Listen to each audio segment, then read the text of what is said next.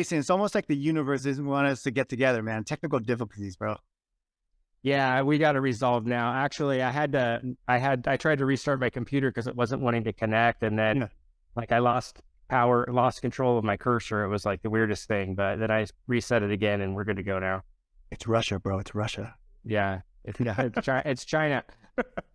Hey, man, welcome to the show. And everybody, today I'm excited to talk to my buddy, Jason Willer. He's a local Las Vegan, a couple decades here. We'll talk about where you're from in a second. And fellow entrepreneur, fellow hustler. I think he might be doing the Gary V stuff before Gary V, but we'll dive into that. And hopefully we'll jump into a couple rabbit holes too, my friend. But hey, one of the things that we had a chance to talk offline really quick is you do a lot of like kind of what Gary V says, buy some stuff, clean it up, and then, resell it for a profit. You still doing that? That's kind of where I got started. I was living in East Lake Village in California with my parents when I was probably, I don't even think I was 20 yet. And there was a little private community pond over there. I worked at the fishing tackle store and a friend of mine was over there fishing and he goes, "Hey, check it out." And he opens up the trunk of his Toyota MR2 and he's got like a Persian rug and just different collectibles and stuff. And he's like, "Yeah, I bought this at, estate sales and I'm going to sell it at swap meets." And I'm like, What are you talking about?" And he's like, "Yeah, this is my job. I don't really have a job. I just buy and sell stuff." And I was like, "Oh, that's cool, man. You should let me give you a bunch of stuff that I have at my house and you can take it out there and sell it for me." And he's like, "Well, why don't you just come to the swap meet and get your own space and sell your own stuff yourself?" And I was like, "Really?" So we ended up doing that. I ended up going out to the swap meet and I might've made like $300 or $400 just selling junk. And I was shocked at how much money that I made. Yeah. And so he ended up taking me around to some garage sales with him. And I kind of got pretty good at, how to approach the people and how to offer. And so it was something that I started doing like, 30 years ago. So yeah, I'm definitely way before Gary Vee. And I thought about doing a couple of videos, maybe doing like my own trash talk episodes. You should, man. You should. Hey, so you got your hands into a lot of stuff. And one of the things that help you and I and people that are busy, grounded, is we always have to have some type of physical activity. You're pretty big into MMA and, Brazilian Jiu-Jitsu too, as well, right? You train, you stay consistent with that, right? Yeah. I've been following UFC and watching fights like consistently for probably since the first Tough and the first Chuck Liddell and Randy Couture days. And I watch almost every fight card.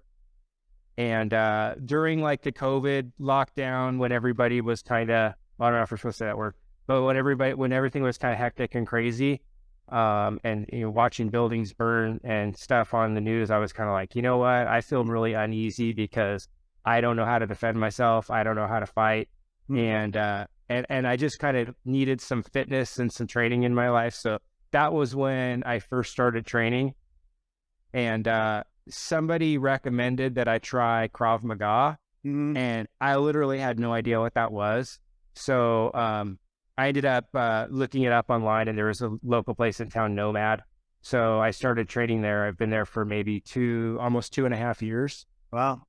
And they have 2 nights a week. They have a grappling class, which I've actually fallen in love with the grappling.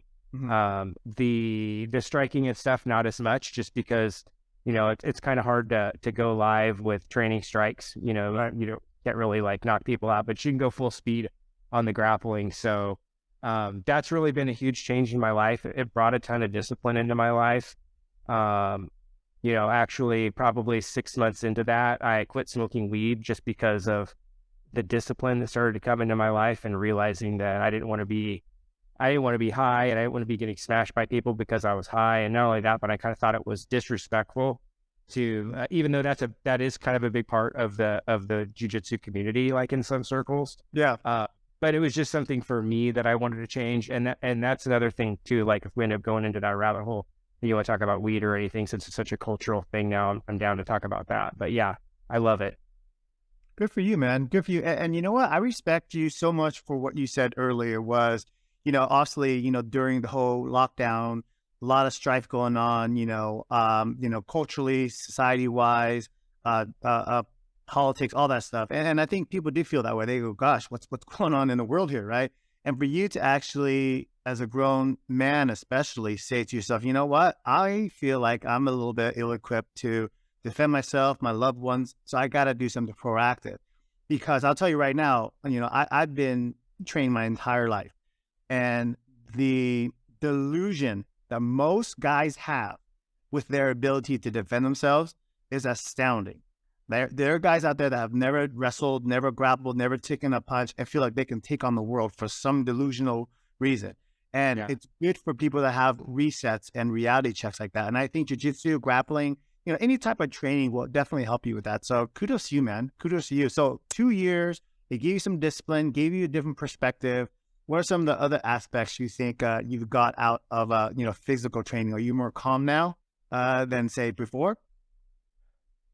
Yeah, I'm way more calm. One of the things that I learned from the training process is, before, when I didn't have any fighting knowledge and ability, and let me preface by saying I'm not here to say like I'm some great fighter Sure. and like I could do this or that to anybody. It's made me realize now more than before that the last thing that I want to ever happen is to ever get into a street fight with anybody. It's a defensive thing, and this from training. It's like it's the last thing you want, but if somebody attacks you or attacks your family and you don't know how to defend yourself, you're going to be in trouble. Right. So one of the things that, I remember being younger, during the college days and being at a bar, a pool hall, and just, fights, not fights would necessarily break out, but disagreements, and you'd get attitude and somebody would get up in your face and stuff. And I remember, or going to a hockey game and having some rivalry turn into something like that because people are drinking. And I remember being in those situations where, a fight was maybe about to happen. I was always a smaller guy. I didn't know how to fight. And I remember being just like having that feeling where like you're real jittery and like you're scared and you don't really know what to do. And one of the great things that I learned when I started training, and our instructors always try to teach us is, like when you're in a situation in the street or in a any type of environment where there's an ego involved, possible confrontation that's getting ready to result, and you're, let's say, outside of arm's length distance, Mm-hmm. they would say, hey, what you can do right here is you can just run. And like, I've learned that so many times now. And like, I probably would have never even thought of that back before I started training, because I would have thought like, oh, running's like something you don't want to do. But also what you don't want to do is have someone grab you and slam you on your head in the street, Right. And so now I'm like, and if you watch a lot of social media, which I know we both do, you see they feed us a lot of fights and stuff like that on social media, and you see that the majority of those fights are avoidable. They're mostly ego and attitude and Yeah. people just wanting fights and stuff. And so like my perspective on fighting is I really enjoy watching, like I really enjoy combat sports, but at the same time, I don't want to be in a fight. But at the same time, now I feel like if a fight were to come my way, I feel like I can at least hold my own or talk my way out of it or run or whatever. If I get on the ground, especially with somebody that doesn't have any experience, they might be in trouble. Yeah. Yeah.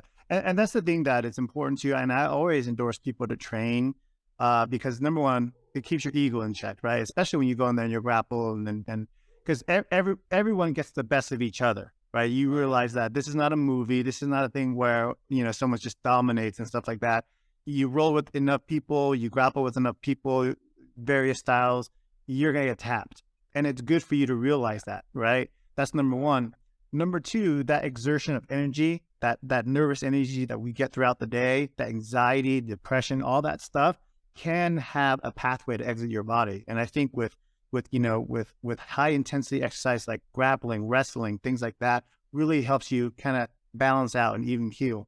And I'll do a comparison. One of my really good friends, he said to me one day, because I'm very, very strong believer in being ready to defend and protect yourself and your family, right? So I have no issue saying I'm a responsible concealed carry person.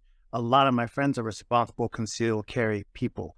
And one of the guys told me, he goes, when I conceal carry, I am so aware of my surroundings and I'm more aware of my temperament because I know what's at stake.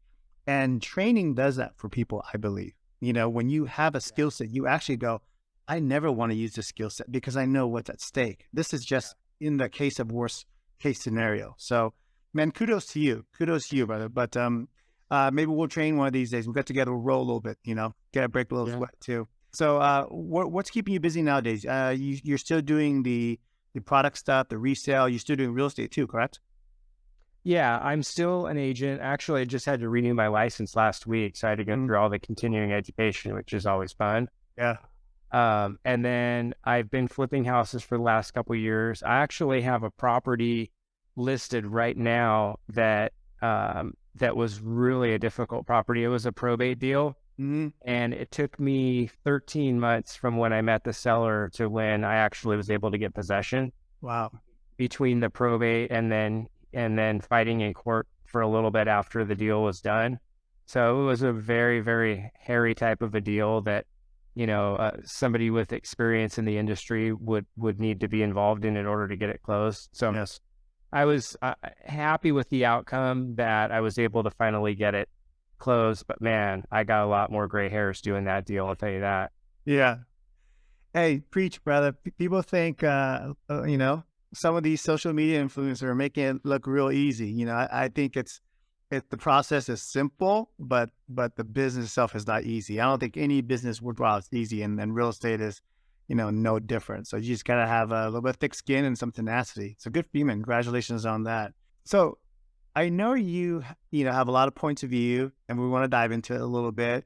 Some views are controversial. I don't even think that word should even be there. People call it controversial, but it's like everyone should have an opinion. We talk about diving into rabbit holes and stuff like that all the time. And what's funny is in 2023, conspiracy theorists are really becoming, to the limelight, huh? They're really coming out swinging, and they're coming out strong because stuff is proven to be real. But what's on your mind, man? What's in your heart? I'm open to any type of discussion. What's going on? Yeah, it's funny you should say that, because I actually started listening to Alex Jones back in 2006. Mm, So I mean, I was exposed to this type of different information so long ago, and I went down a lot of rabbit holes, and I that was part of the time period too when I was kind of new to the smoking weed game. Actually, no, yeah, around 2007 was when I got into smoking weed. So, um, between just kind of like that weed kind of tends to make you kind of like more critical thinker and more like a little bit rebellious of a spirit from my experience. mhm. And so, I was exposed to that stuff so long ago. And actually, in 2006, 2007, stuff was way mellower in the world. Mm, So some of the stuff that I was bringing to the attention of friends and family was kind of like getting me in trouble. I was kind of like the black sheep. And it was like, Jason's got some stuff going on with him, and the things that he's thinking don't make sense. And, so I'm like way, way, way down the road of getting into that type of subject matter. And now, like, almost every single thing that I was mentioning and talking about back then has all come to pass. So I've had a lot of people from my past and friends and people were like, dude, you were right about this and you were right about that and yada, yada, yada. And I'm just kind of like, whatever. I'm not like the I told you so type. Um, but yeah, I mean, I think we're being lied to about a lot of things, and I suspect that there's nothing new under the sun, and that we've always been lied to. It's just that, yeah. with access to information, that, we're more able to kind of search for the truth. So I've kind of been regard myself as being like in the truther movement and wanting to know the truth for Mm-mm. well over 10 years. And I think we've been lied to about a lot of things, a lot of events that have happened. And you know, what do you think? Yeah. Let's stay on Alex Jones for a hot second because the masses, Alex Jones and his following and the people that listened to him way back then, all up to now, they were always considered a fringe group, right? A fringe movement, fringe group, kind of like he had his niche. Um, and he became, big in the masses in a negative way because of his Sandy Hook point of view. This crazy guy that claimed Sandy Hook never happened. It was a government conspiracy to take our guns, all that stuff. Look, man, Sandy Hook happened. These poor kids got shot, families got broken up, all that stuff. So that's disheartening. That's a horrible event. That set aside, a lot of the shit that he has been saying for the last 20 years has come to pass, like you said. Um, so I think he did himself a disservice by staying so strong at that Sandy Hook thing, where nothing else that he has done leading up to that is making it to the mainstream. So that's number one. Number two, you talk about being a truth seeker. Look what Elon has just, been doing over the last month or so after taking over Twitter. Media is not really reporting on it, but you look about all the file dumps, all the confirmations of bias, all the things that the shadow banning, the Hunter Biden laptop, kind of shelving that story, et cetera, et cetera. All that stuff was considered, conspiracy, but it's been proven to be true. Yeah. My concern is that we as a society and as Americans are so split that it has become a religion. And you talk to anyone super religious, facts don't challenge their belief. Does that make sense? So even though new information has come out to prove certain things right or certain things wrong, I think people unfortunately have made their team, and it doesn't matter. And that's the stuff that worries me, but, you know, I, I appreciate you being, using that term, being a truth seeker, because for me, that's important too. But then the question comes back to you is, let's say you discover all this stuff and you have the truth, that's relevant to you. Like, what are you going to do different? What kind of things are you going to do in your own little circle or world, Jason, that you're going to do different with this information, if anything at all?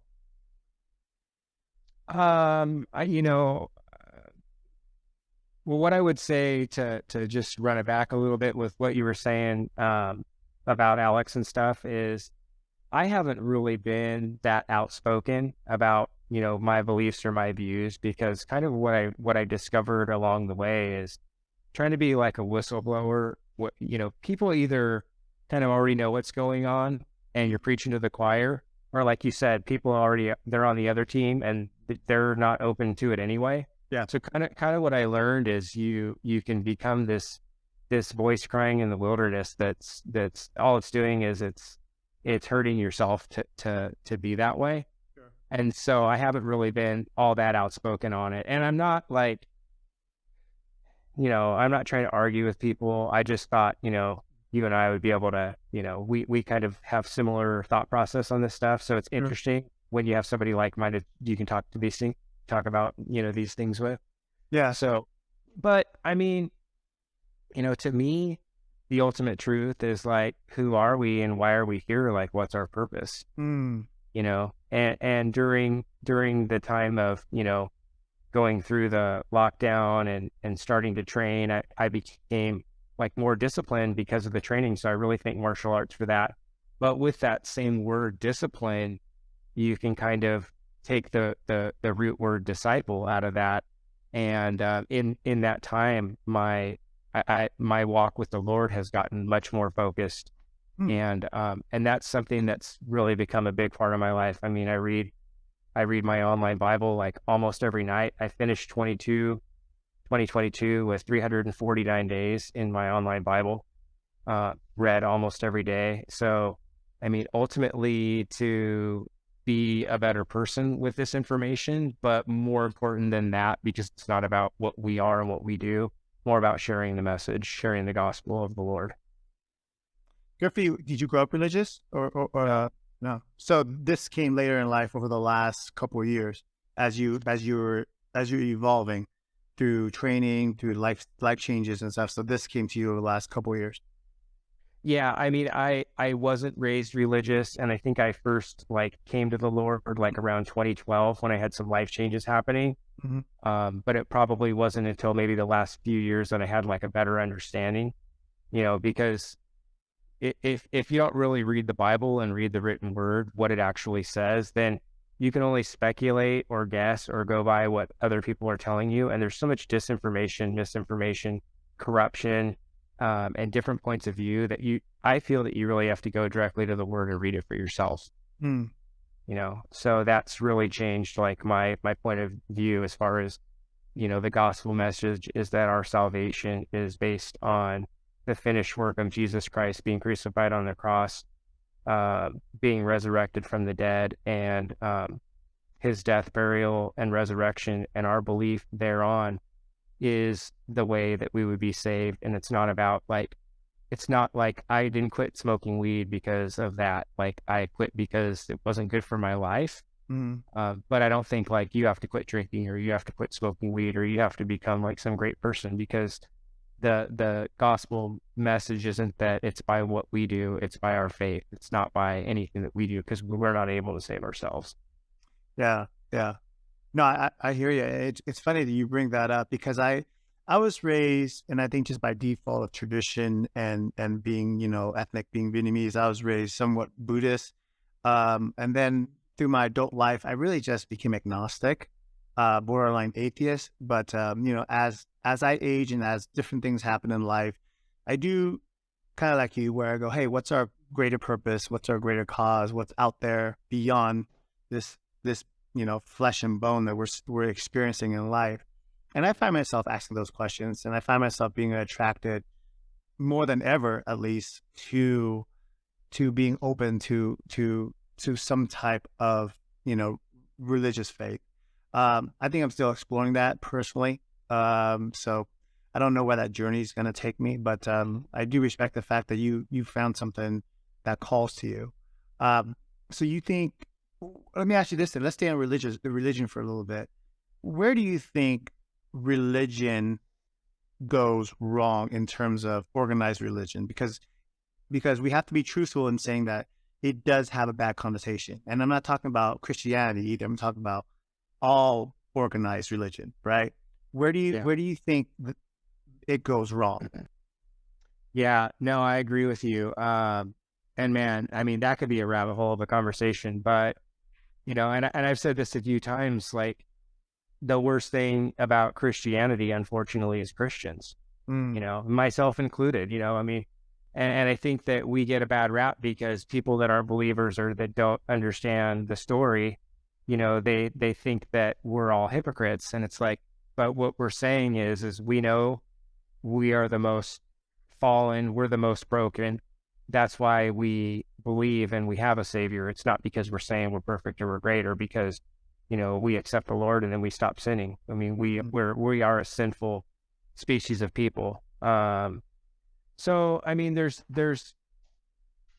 I think that most people don't probably really understand. They don't have a lot of information on uh, different religious theology, if that's the word. Honestly, I don't really like the word religious per mhm. se. I don't necessarily like the word Christianity. We watch a church service online just because my dog has separation anxiety, and just going to the church environment is like a little bit difficult for us. But and I wasn't raised in the church, and I think that's a big part of the reason why I'm so open to it. Whereas I think a lot of people that were, they like totally go the other way. Yeah. But I think for the most part, as far as a Judeo-Christian type of philosophy, which is what the United States, at least the founding of this country was mostly founded on. I think just from my experience and my point of view, most people don't really have a frame of reference. They don't have knowledge. I would say most people have probably never read the Bible. Hmm. If they have read the Bible, maybe they've gotten through it once, and it's very difficult to retain and remember like so much stuff. I mean, you could have different things going on in your life where you're not even paying attention when you're reading. Yeah. I mean, I've probably read the Gospels, Matthew, Mark, Luke, and John. I've probably read those Gospels, 15 times last year, and I'm always picking up new stuff. So like I have a greater understanding because I've really delved into the Word.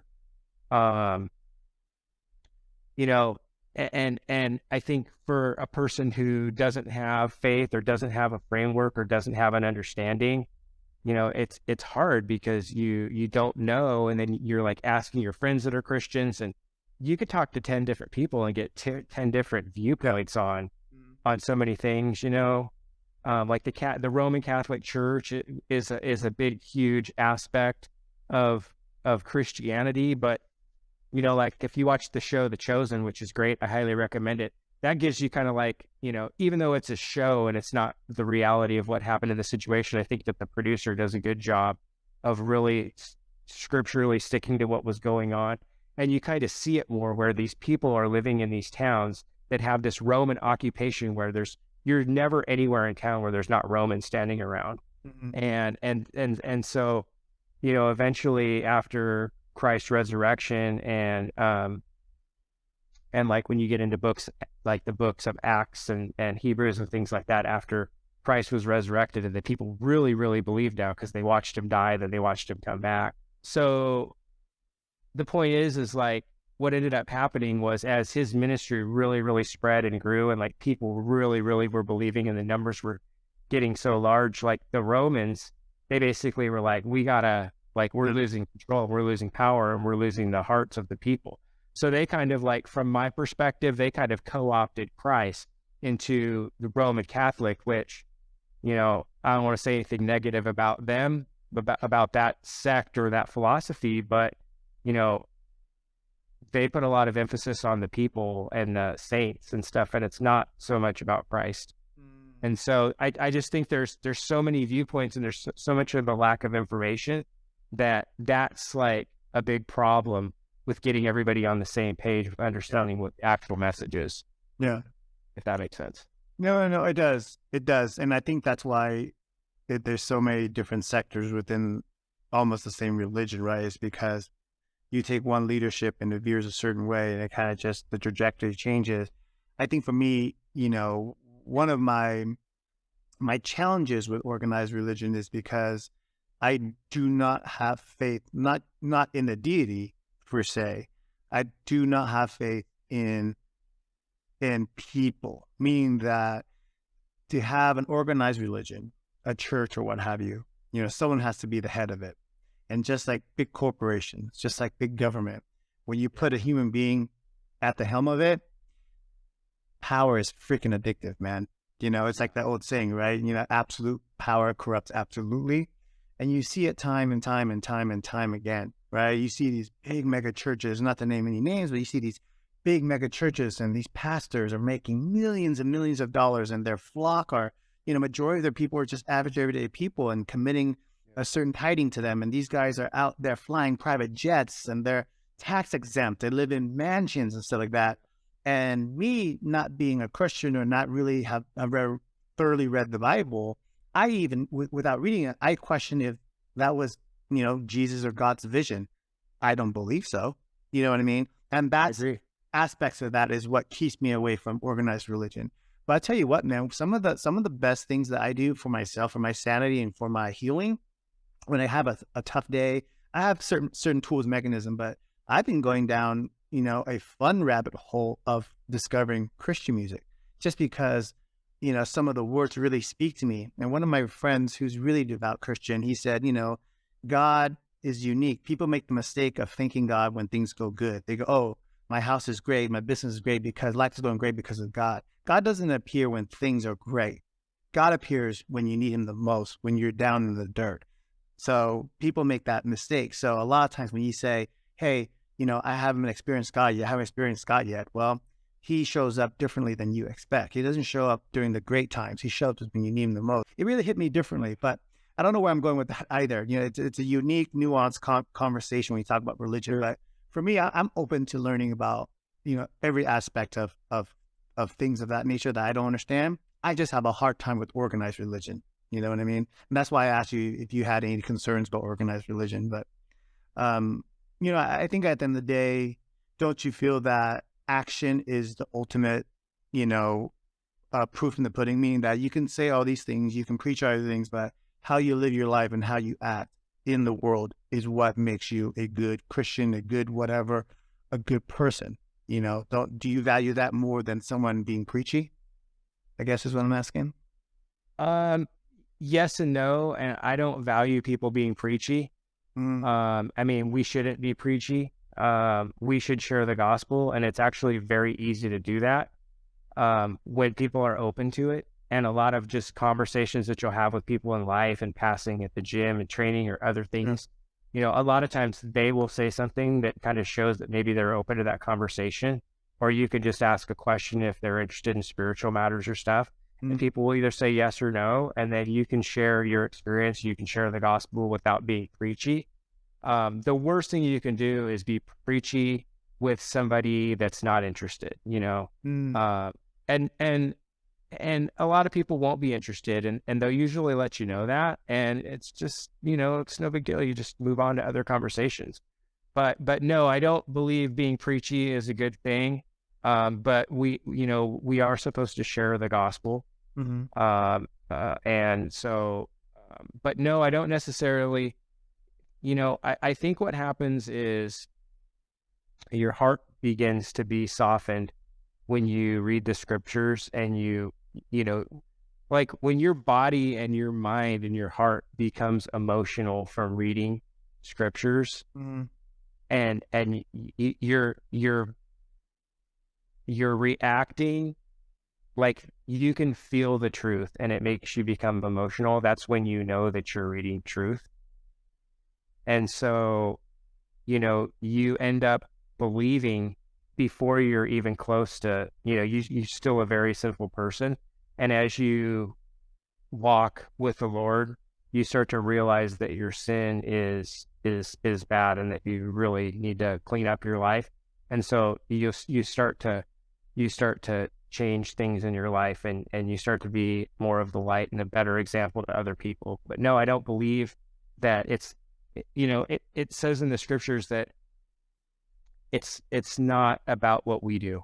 It's not about turning from your sin. It's we are literally saved by God's grace through our faith, and not by our works. Mm-hmm. Now, that doesn't mean that you shouldn't want to do works and you shouldn't want to be a good person. You should. But really, and I don't think people understand that. Yeah. I think most people think, and I didn't understand that for a really long time, but I think most people think that you have to turn from your sin, and you have to be a good person, and you have to go to church, and you have to do all these things, which isn't what it says in the Bible that you have to do. It says that you have to believe. Mm. And so no, I don't really feel like it's so much what you do. But obviously, it's not a good look when you've got a person who's saying that they're a Christian, but they're living their life like in like a way that is obvious that it's not congruent. That's a Right. bad for sure.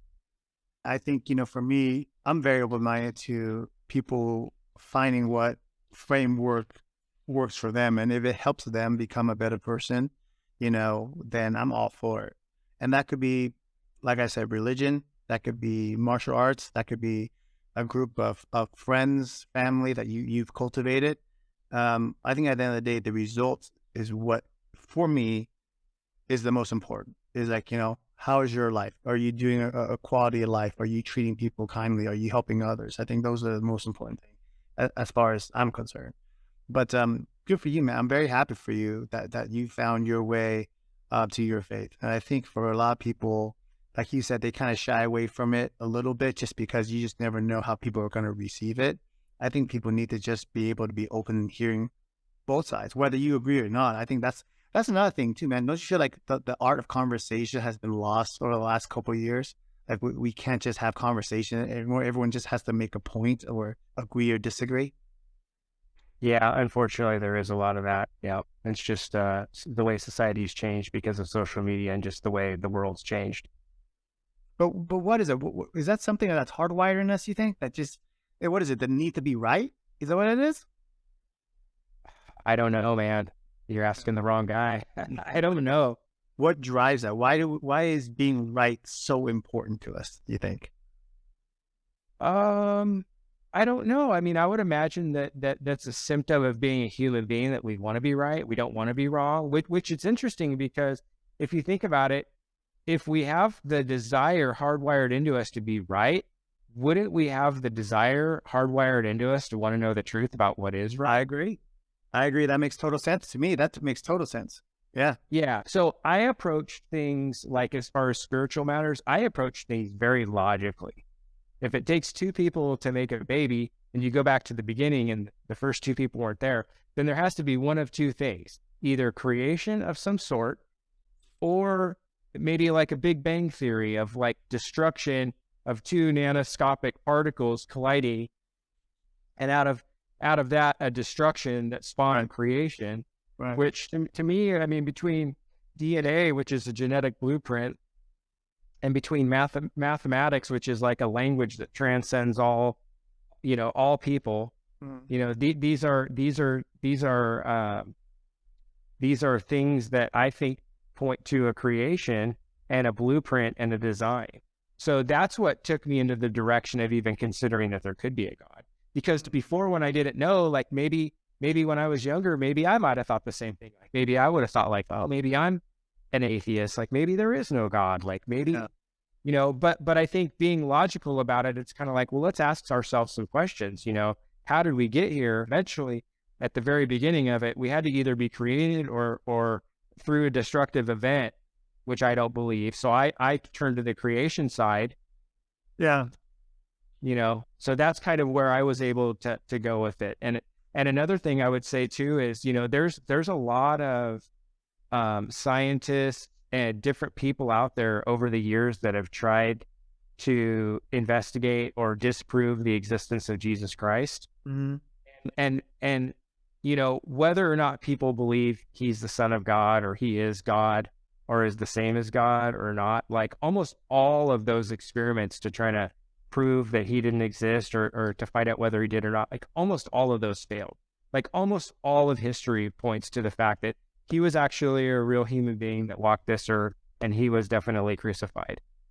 You know what I mean? There's like a lot of evidence, and I'm not the guy to ask for that evidence. You can YouTube that subject matter and find people that talk about different ways that they are able to prove those things, but the literature's out there to prove that he was a real person, that he was crucified.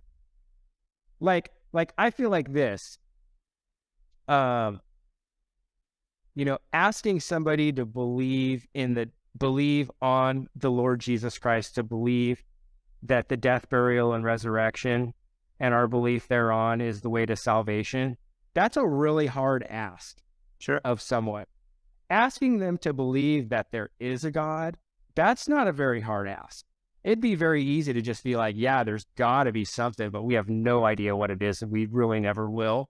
Mm. That's a pretty reasonable answer that I think most people could probably be like, there's something, but we don't know. Mm-hmm. Yeah, but going into such a specified person that was born of a virgin, and it's like people would say like, oh, well, how is that possible? It's like, well, if there's a creator that could create the universe and everything in it, it wouldn't be that hard for that same creator to make a woman be with child by whatever his spirit would do to make that happen.